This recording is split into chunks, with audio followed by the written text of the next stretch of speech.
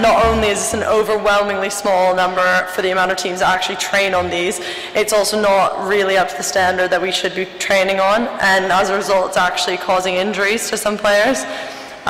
There are 17 teams in total that would benefit from the addition of this 3G AstroTurf, among many others like in the community.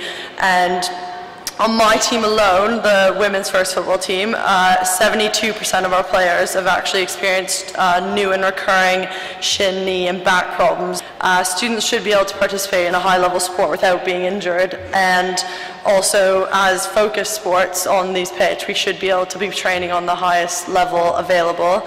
An addition of the extra pitch would also reduce the busyness at peak training times at Coombe Dingle and hopefully avoid the overbooking that occurs there at the minute. Cardiff, Nottingham, Bournemouth, Leeds, Kent, just to name a few, all of these universities have it, so why shouldn't we? I think the performance of sport, and not only would it be a health benefit, and performance would increase as well.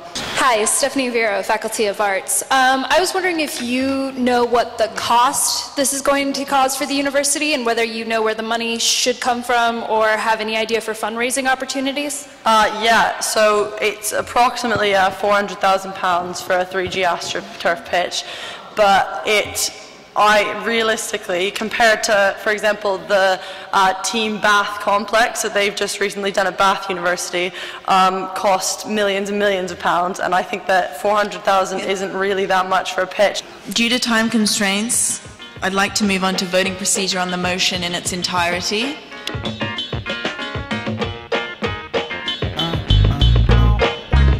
At the price of £250 for 1 year, these passes discourage people from participating in sport and getting involved with sports clubs. One result of this is that fewer people attend sessions. The facilities are still booked out with all the staff on duty, regardless of how many people are attending.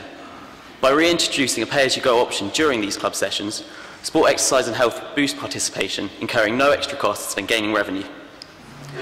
As this would only apply during club sessions, it would not affect the overcrowding of the gym, which was highlighted previously by students. If this is passed, UBU will campaign for a pay-as-you-go option to be reintroduced during allocated club sessions, and the club captains would be consulted on the setting of these prices. Hi. I just wanted to make it clear that until this year, pay-as-you-go has always been available, and when it was revoked, the Scuba Diving Club wrote a petition to reinstate pay-as-you-go. After the petition, the club received an email from Simon Hinks, the Director of Sport, and Lynn Robertson, the Deputy Registrar. It says, "We agree to reinstate the availability of off-peak pay-as-you-go for the coming year at the swimming pool and sports hall. We will review the impact of this throughout the year in discussion with the student sabbaticals and sports club representatives." This issue shouldn't have had to come to the AGM. The university has already agreed to reinstate pay-as-you-go, and we need to hold them to their word.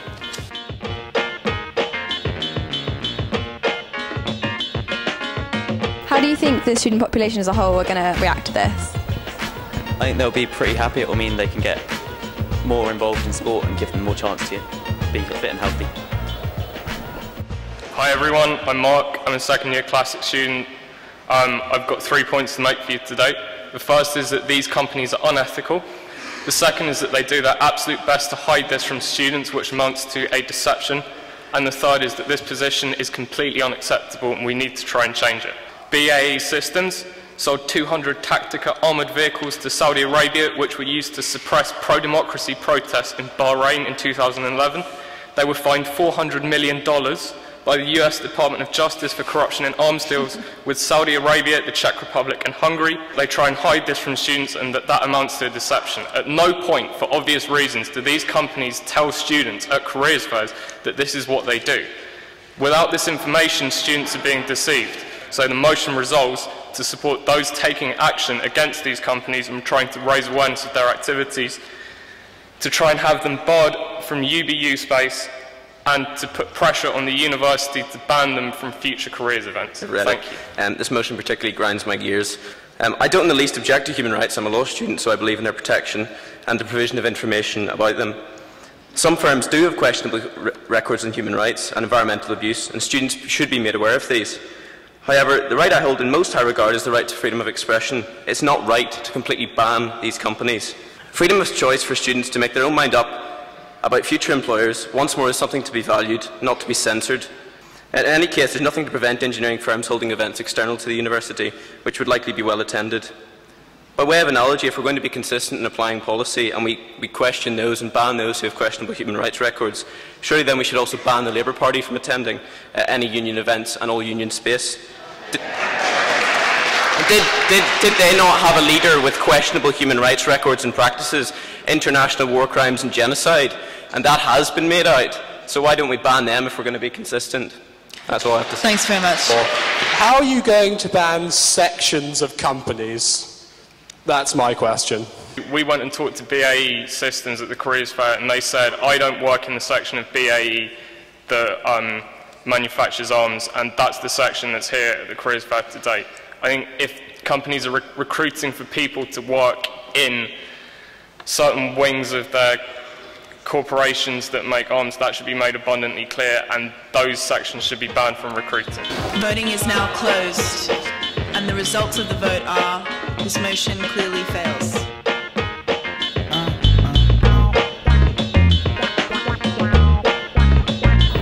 I reckon it failed just because of a general prevailing mood of opinion against it. We always face opposition for this kind of thing. There was obviously a really strong engineering presence as well. Yeah. The title of this motion is an actual quote from the comment section of the Bristol Tab. There was a meeting a few weeks ago and the commenter, known only by the pseudonym of Bristol Student, was clearly annoyed that the details hadn't been circulated effectively. And looking at it, I thought, yeah, with this comment, this anonymous poster has in fact nailed a perfect representation of a Bristol student. I refuse to believe that these students are ignoring opportunities to get engaged. Your typical Bristol student is simply not being exposed to all the innovative activities and supportive campaigns and sporty goodness that goes on inside the union and beyond. This motion is about fostering an environment where everybody knows what stuff is going on for students all around Bristol. Most companies or institutions have invested heavily in this sort of infrastructure to make sure their employees know what's going on around them.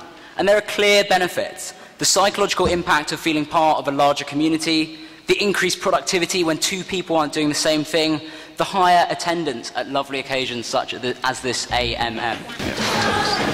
Voting is now closed, and the results are this motion clearly passes. There's a quote from the Bristol Tab, someone said, I didn't hear about that, it wasn't publicised at all, so what we're trying to do is build up a network that students can easily communicate with each other. Hi. Basically, online submission of work is already used in a lot of departments within the university. However, a lot still require work to be printed off and physically handed in. The motion I'm putting forward is very simple. The motion simply mandates UoB to lobby the university to produce online submission for work across all departments where possible. Having to search desperately for a printer on the morning of an essay deadline is not something that you want to do. This also exacerbates library capacity problems, with the library already packed enough around the time of essay deadlines. This motion, if passed, will help students across faculties by reducing costs and making it easy to submit lab reports and essays. Introducing electronic submission would make students' lives easier by saving both money and time, so I urge you to support this motion. David Bernhardt, Faculty of Engineering, hello. I spent the best part of January correcting coursework in the Department of Computer Science, where over 2/3 of students chose voluntarily to submit on paper instead of online. In mathematics and physics, where coursework involves lots of proofs with symbols and squiggly arrows, this is much easier than trying to get all that done on Word. There's been talk of switching to forcing students to submit online in future years, which in this particular case I think would not be in students' interest. Therefore, I'd like to amend this motion to say that the best option for students is that for every piece of coursework they have the choice to submit online or in paper, unless there are really specific reasons not to do so. Thank you. Although I do agree with the sentiments of the amendments that have been put forward, it does seem a little silly. My motion resolves to, and I quote, implement electronic submission of work wherever possible. The point of this motion is not to force maths students to type up equations or to make students' lives more difficult, but to make submitting work easier for all students. I feel this amendment dilutes the motion, so I urge you to reject it. Thank you very much.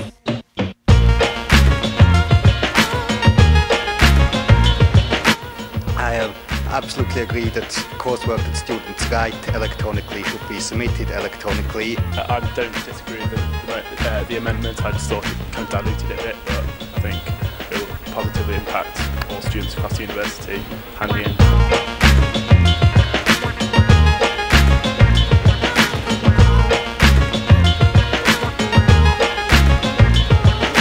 Really good.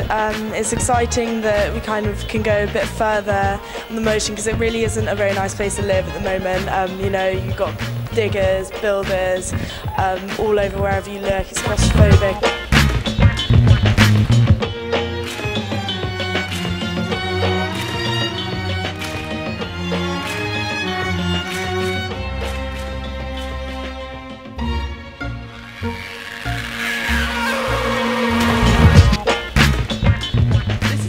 That many union shops take advantage of across the country, including Bath Spa University, UE and University of Nottingham.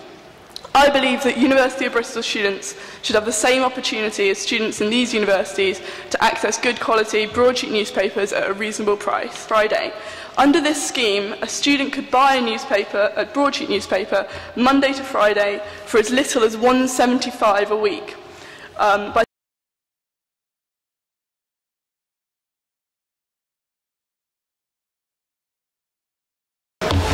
Giving news to students at a reduced rate is a fantastic idea, though why on earth should it be limited to broadsheets? Considering only broadsheets is intellectual elitism. Ignoring the validity of news from tabloids is disgusting. The union cannot make a value judgment on your news sources. Thank you. Thank you. Tabloids portray women in a degrading way, and I don't think it's a university where we're supposed to be appreciated for our intellectual value. I don't want page 3 on sale in the info point. I just don't think it should happen.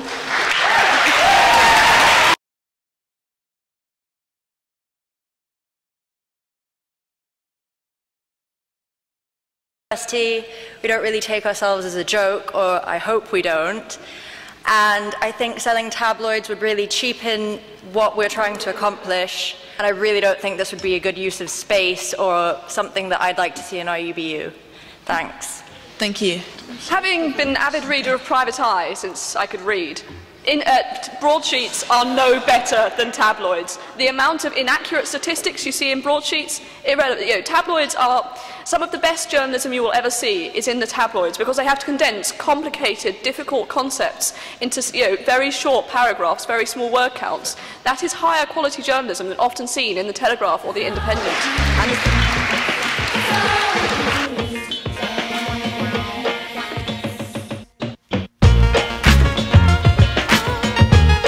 So this will mean that it will be as low as like £1.75 if you wanted to buy a newspaper Monday to Friday, which I think is really positive. I thought it was sort of a really good thing for people to have access to sort of range of critical perspectives, in-depth analysis. Hi guys. Basically, the inanimate carbon rod, which is an inanimate carbon rod from The Simpsons, is standing as NUS president. And basically, I would like you guys to vote for this motion because the NUS is a bit of a joke. It used to be amazing. They used to do such good things, but it's kind of gone downhill, and it's been led recently by people who all they want to do is be the next Prime Minister, and it's really boring, and they've had like a chokehold on everyone. And who can even remember the last time the NUS did anything great? I went on the NUS demo, and we ended up in the middle of nowhere, in the pouring rain, and it didn't get any media coverage apart from probably my tweets. It was absolutely awful. And this guy, basically, he's not even like an apathetic person. He's actually very political. He's just really tired of the same old people trying to, like, be a massive politician person. And so, yes, that's basically why we should vote for the rod. Also, it's funny. And, like, it is funny, and politics should be funny, like this meeting. Anyway, that's me done. From my knowledge, we get together as student council in meetings like this in order to do positive work for the university, not just for this year, but for years to come. And not only do I think this is a ridiculous proposal, but I think it should be voted against because we want to do good things. And you know what, maybe the presidents in the past have not been well, but who's to say we can't vote in a president who will do well and bring this back up to the state that it was. So forgive me, but I think that this is a ridiculous and time-wasting proposal to be presented to all of you. Hey, I'm just here to say that I support this motion primarily because the best things that we have done as students for ourselves has been for ourselves, not because of the NUS, but through direct action and through self-organisation. As well as voting for this, we need to start taking direct action, stop relying on our leaders to do things for us, start protesting for ourselves. Thank you. Thanks. Again, it's kind of the concept of we're not really a joke. However unhappy people may be with the NUS, surely it's a better idea to try and ameliorate the situation than sending an inanimate object as our president. That's a bit laughable. The situation is only going to deteriorate. And I would personally rather, vote for someone who can speak, articulate themselves and have thoughts than a carbon rod. I hope you all agree, because this is just like, I don't know, it's ridiculous and it's insulting to ourselves. Voting is now closed, and the results are this motion clearly fails. The point of the motion really was that it doesn't really matter who we have as a president, whether it's Aaron Porter, Liam, whatever his name is, or an inanimate carbon rod. What really matters is that we take action for ourselves. In the fight against tuition fees, it wasn't what the NUS did that created a huge media spectacle. It was what we did for ourselves. I oppose this motion because the meat industry is not entirely savoury. It has caused over half of all greenhouse gases that are causing catastrophic climate change. Meat is in an inefficient use of grain, soya and water. 1 kilogram of beef takes 8 kilograms of grain and 15,000 litres of water. This is a problem because in our world there are 850 million people without enough to eat. And we could sustain 9 billion people with the soya crop that is fed to cattle alone.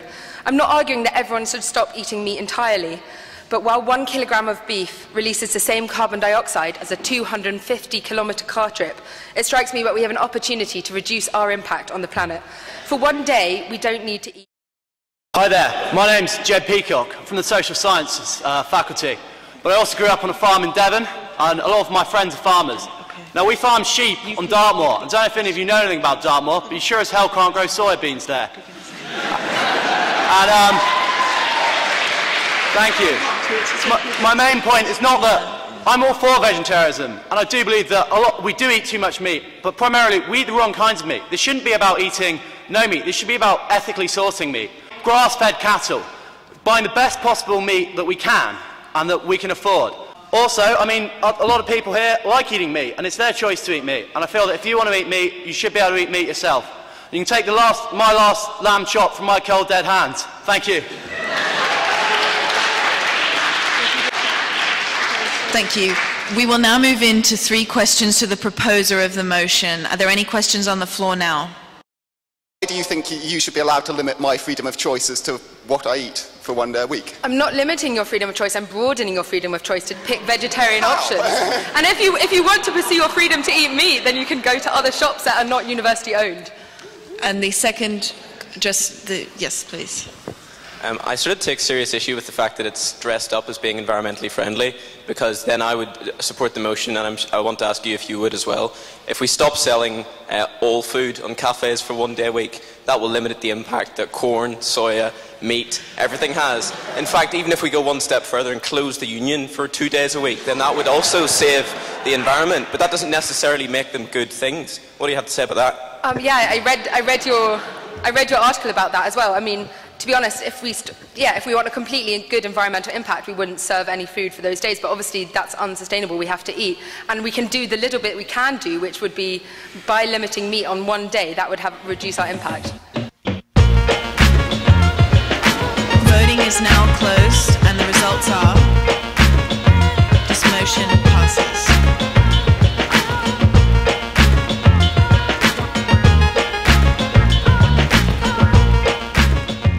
Hi there, I'm just reading out on behalf of the proposer, Bex Telfer, who coincidentally is on the sports exec. She's martial arts rep and also a high performance athlete.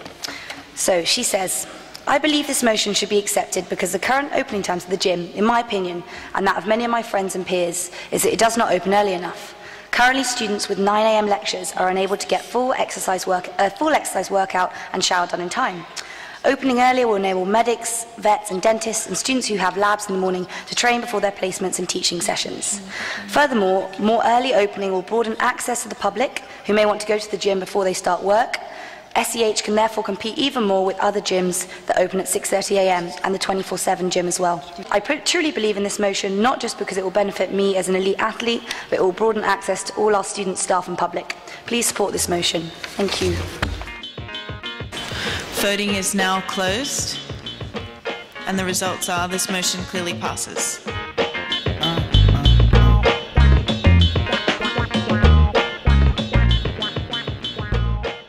How many of you ever go to the Source cafes at the library, Merchant Ventures building, all those kind of places, social science complex? But the kind of choice of like sandwiches and salads are really lame. Like a cheese, like if you're a vegetarian, we don't just want to eat cheese. Like cheese is good, but you know, I'd like to have something different. Or like egg mayo. There's like no vegan options, and also they're incredibly expensive. So the point of this motion is just to recognise that actually we don't all just want to eat the same thing every day, and you know, you could put a little, well, they could put a little more love into like the menu choices. So yeah, it's not that difficult really. Just get our like VP community to work with students, finding out what they actually want to eat or whatever, and then also working with the refectory and all those kind of places to have good options on campus, because all the private ones nearby, like on Cottam Hill, can do it, so why can't the university? End of story. Thank you. They're really limited. People don't just want to have like a cheese or an egg sandwich. There's so much variety, so we thought let's try and do something. Hi everyone, thanks for staying this long through the AMM, or Shagfest as it was once called. Right, I won't take too much of your time up, just to be very quick. The motion basically states that the bylaws say we should have a disabled students forum, along with all the other autonomous liberation forums we have. And it would be quite nice if we did have one. According to the last survey done in 2011-2012, 8% of the students at this university self-identify as being disabled. So that's 1,437 of us. The autonomous students forums allow people who self-identify as part of that group to feed in, to talk, and to get access to the union. So basically, I would just like you all to vote for the motion to say that VP Welfare and Equality should set this up and publicise it so that anyone who wants to go and self-identifies as a disabled student can do and gain more access. Thanks. Thank you. Voting is now closed, and the results are this motion clearly passes. Thanks. The motion is proposing to implement a structure behind JCRs that is fair and democratic. Despite elections and constitutions, as the hierarchy of a JCR works in practice, hall wardens have the power of veto over any committee decision. JCRs aren't democratic if their final decisions are made by university officials who weren't elected. JCRs need a strong system of support from an elected official. They need a clear structure on where to go when there is a problem. They need better training for key members and practical help with things like hiring equipment. The union can provide all of this because it's already doing so for societies. Societies benefit from union support without losing their individuality or independence, and it's this type of structure that I am proposing. Lawrence Hunter, Faculty of Arts and JCR President of Wills Hall. Having spoken to representatives of many of the Hall JCRs in Bristol, as committees, we find this motion to be vague, under-researched and ultimately unnecessary. I hold in my hands 2 documents which have been produced by the university to support JCRs and bars in organising events. The support already exists in the offices of the warden, the SCR and other hall staff. The system is not perfect, but we feel that the addition of another layer of bureaucracy would be unhelpful and possibly cause more problems than solutions. We are the representatives of our own student body and have our junior common rooms and best interests at heart. As such, I urge you to vote against this motion. Yes, there are a lot of difficulties here in that JCRs don't want any more red tape, and I've spoken to quite a few of them about this. The point is... Sorry? Okay, so a few of them. The point is that you have a duty not just to organise events, But the JCRs I've spoken to seem to think their whole remit is to organise events. So you're representing students, but you haven't been trained for it. And there's also a financial implication here in that you are managing budgets of thousands of pounds, and there's no accountability for how you spend that money. I was on a JCR in Churchill in first year. We had zero training. We got mugged off by events companies. We spent a lot of money when we didn't need to.